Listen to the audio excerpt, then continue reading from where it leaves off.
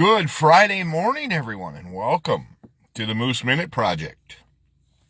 Yes, it is Friday morning, and the sky is gorgeous in southern Wisconsin. It was looking nice this morning at 5:32, 6 o'clock, somewhere in there. And as the sun was coming up behind the house, it was gorgeous. And get to work today, and it is as beautiful as ever. So welcome to a Friday morning. Hope your weekend is good. I hope you have a very good weekend. I'm looking forward to tomorrow. Be bowling in a 9-pin tap tournament in Janesville to help raise money for a family that has gone through some things.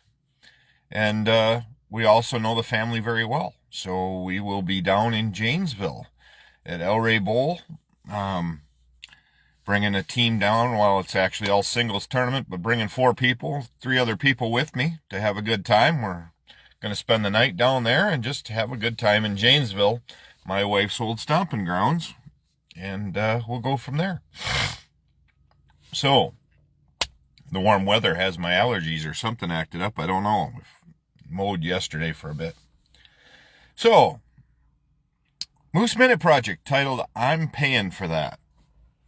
I've always laughed when I was a sales manager and somebody would be a return customer and I'd hear about how they were paying to put my kids through college. Or, I'm doing this and I'm doing that. And because I've bought so much stuff from you, it always felt like they were trying to get me to say they owed me or I owed them something and that they were putting my kids through college. My kids, one of them, 2 of them, or 3 of them, yeah, 3. 3 went through college, 1 went through special training and schooling to become a dental hygienist, and they all did it on their own. All of my kids have paid for their stuff on their own. And Roxanne kids the same way. They all paid for their own way. Did we help them out here and there? Yes, of course we did, with groceries or whatever we may be. But overall, they had to pay for their own. Because I did, Roxanne did. We've all paid for our own schooling. So last night, I was joking with a couple of young ladies at the bowling alley last night. And, I know the family really, really well. They are hardworking girls. Sweethearts of girls, too. And guess what? They're paying their own way. I think it helps with attitude, helps with work ethic. It does all of those things that makes a person successful later on. Like I said,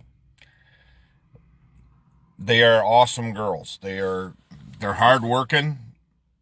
And they're doing everything they can to make life good.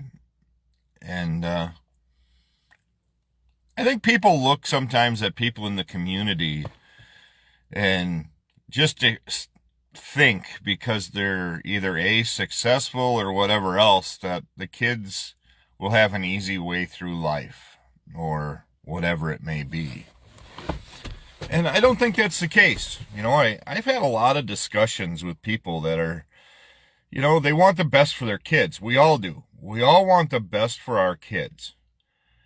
But at the same time, we want to make damn sure our kids are earning it and that they're doing everything they can to make it happen. Roxanne and I have always talked, if we win the lottery, if we would win the lottery, in order to get any money from us, our kids would have to have a college degree or be working full time or whatever it may be, and then they wouldn't be getting any of that payout until they've held their job for, 10 years or whatever it may be. They can't be job hopping. They can't be, because I don't want to hand them a sum of money and then they just don't have any drive to do anything else. And how is that balance done as a parent? How do you keep it driven in them And how do you make sure they are doing everything they can? I think you see it already. You would have saw it in high school. My youngest is 24. Our oldest is in his 30s and has a baby and going on their way. I think you see that beforehand. And there's nothing wrong with a parent guiding or supplying an avenue that has somewhat of a clear picture or a avenue of that child succeeding, but it's going to take his own work to do it. I think if you own a business or you thing there, yep, the kid could come and work for you. The kid could do that. But they also need to be responsible in that form. And then they also need to be able to work with you as a boss, coworker type scenario. Yes, they would be given X, but they have Y and Z expectations to go through that. And I think that's a way to show that your kids, you want to have them give it a better life. I think as parents, we all want our kids to have better lives than we did. I've been working since I think when I looked at my pay stub that had my first dollar in it, I found that picture the other day, pictured frame. I still have my first dollar framed, and I was 14. I've been working since I was 14, so 36 years, and do I have money in the bank? Do I have all of that to show for it? Nope, I don't. But I do have a work ethic. So when I had my stroke, when I got sick, whatever it may be, I still had the drive to go to work every day. I still need to go to work every day. Would I love not to have to? Absolutely. But my body wouldn't handle that, I don't think. That's why my dad still works today at the age he's at. It's just his drive. It's just his nature. So I've had some great discussions, and then you just see, there's a lot of look of younger kids these days of saying the younger generations just doesn't have the work ethic. Well, if the younger generation doesn't have the work ethic, you're going to have to look at the parents as well. I think when I've talked to so many people that it trickled down to them. I look at my dad. My dad was in a semi truck, all the time. My mom worked full time as a single mom for a while there and just busted her butt to make life as best as it could be. If I wanted the good things in life, like the Nike Air Jordans and all that when they first came out, I had to earn them. I think a lot of times when you see kids that are taking over parents' businesses or anything like that, if they aren't held responsible, you're going to see things go sideways. If they are not having to prove themselves, you just say, here you go on a silver platter, you're going to see the utmost failure in the world. I think you see some of that in the world today. I think as we get into more discussions of politics or anything else, I think there is stuff being handed way too much to people. There isn't that hard work. There isn't that, drive, dedication to making sure things are where they need to be. So, am I saying as a business owner that you just can't hand your kid something? It's your business. Do whatever you want. But I think also as a child, I wish I would have had a parent that had a business to let me learn in, to let me see how the books worked, how the advertising works.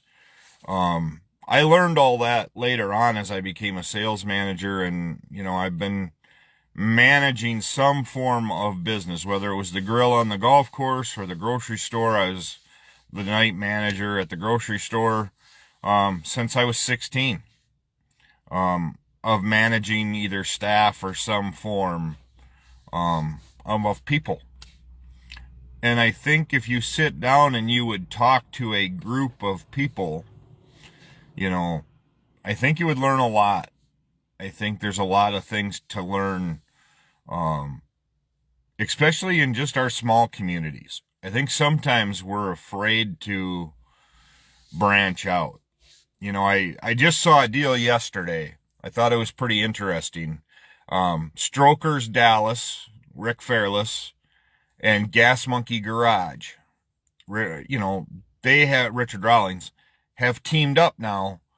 They both own bars in Texas. They're both custom builders. But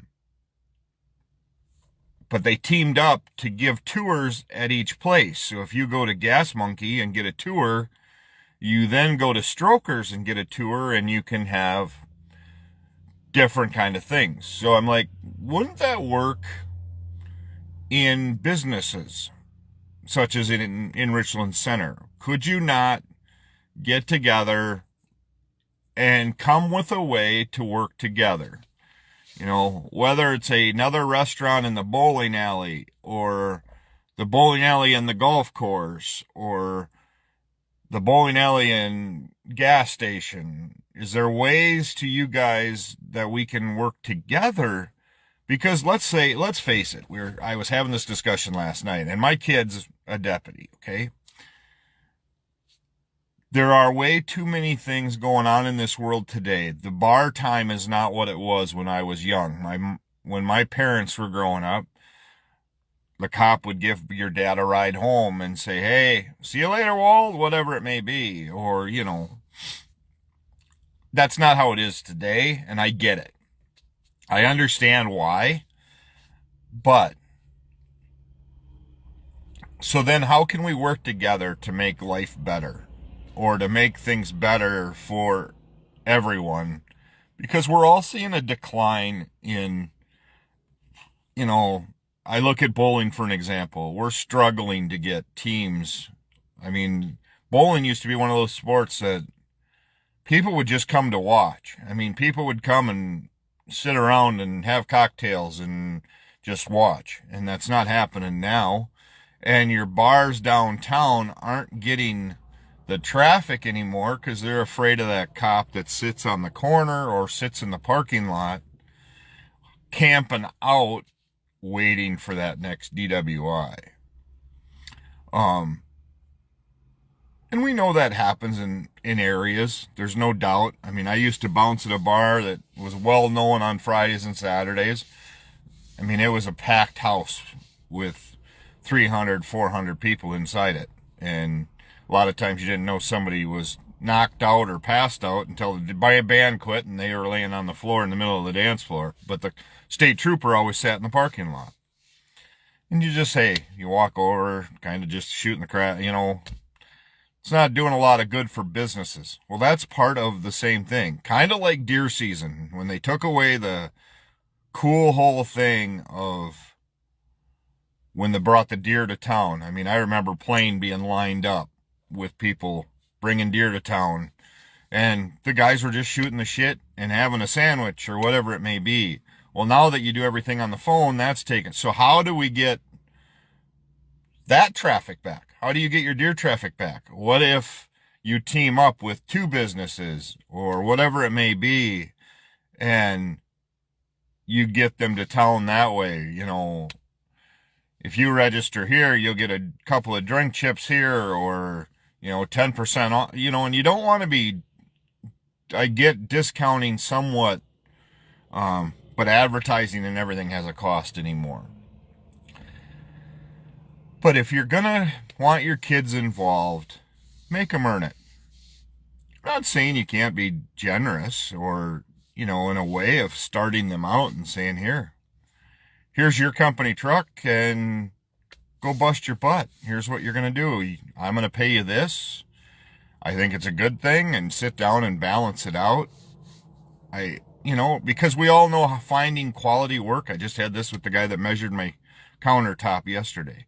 He's the owner of the company, and he's out of the Westby area, Viroqua area, and he was there. Why is he there? Because he can't find workers that he trusts to do that portion of it. So, is there a way to get your kids involved in part of it to where there's a great reward for them too for busting their hump? They also are upholding a family value of hard work. Just things that crossed my mind last night as I was talking to people, and I've had some really good conversations with a lot of people. And, after losing Mom, it's been one of those things I thought I would be better prepared for after the 4 year, watching the 4 year downhill spiral, and especially the last 2 years. Yes, there's a lot of things that I'm stress-free from, of the next phone call, of what might happen or whatever. But it's been really cool to listen to podcasts and then just talk to people about their viewpoint, and then what can we do to make lives better? Because, dear God, talking about politics it's just awful. I don't want to talk about it. I don't want to even hear about it. I can't wait for November, and hopefully this time when the results come out in November, everybody believes them, but I doubt it. I don't know. But it's just been interesting talking to people about how they could do with their family to make their family. And there's one thing that I've noticed is family closeness is still alive and well. And also, each family has their problems and they have their issues that they all need to work through. And the one thing that makes sure everything has a problem with it comes down to the mighty dollar. And when people think there's money or an advantage for them, that's when you see the real thing come out of who they are. So, thank you all for watching the Moose Minute Project this morning. But, and you don't have to do anything for your kids either. But if you can, try to set it up to where, like I said, I wish my parents, I love to cook, I love to do all that. I wish I'd have had something. And, you look at today, it's just wild, all of the different ways that we can enjoy food, we can enjoy time with each other. There's a lot of great places to go and just have a good time and have time to enjoy it. So take time, enjoy your family, and do whatever you can to make sure your family continues to go in the right direction. And don't be surprised. Some of the kids may be on board and some just don't. But, I really evaluate, and this is just rambling from me. It's just stuff that goes through my head, and it helps me clear out a lot of it, of what goes on in my head. And just to tell people, there's a lot of good people in this world that have a lot of good things going for them and a lot of smarts. And it's a good place to live. I haven't heard from Isaac on an update. I do see pictures once in a while. I'm excited to see where that takes us here for the county. I've had some interactions on my personal page that were handled. I had some things that were talked about my kid, which I'm okay. He's a county officer. Cops are not always going to make people happy, and that's okay. That's what I went to school for. As you can tell, I am far from that. However, I can get you hooked up with ATV and UTV turn signal kits if you need any of those. I know a guy. just message me and I'll get you in touch with him. So that's where we're at. So enjoy everybody this weekend. Have a great day today. And just enjoy this beautiful weather. Can't ask for better temps in the morning when you get up like now. And thanks for listening to the Moose Minute Project. And I will be back Monday morning with another edition. And as always, take time to bless somebody if you can. Again, not financially, it doesn't have to be. If you can, great. If you can just offer somebody a free meal if you know them, they need it, or wherever it may be. If there's family struggling and you've got free clothes, could be it. I know at one point there that would have been good too. And if it wasn't for donations and stuff, my kids when they were younger wore a lot of hand-me-downs, and that's okay. It was a blessing at the time too. So thank you all for listening, and I will be back Monday morning with another edition of the Moose Minute Project.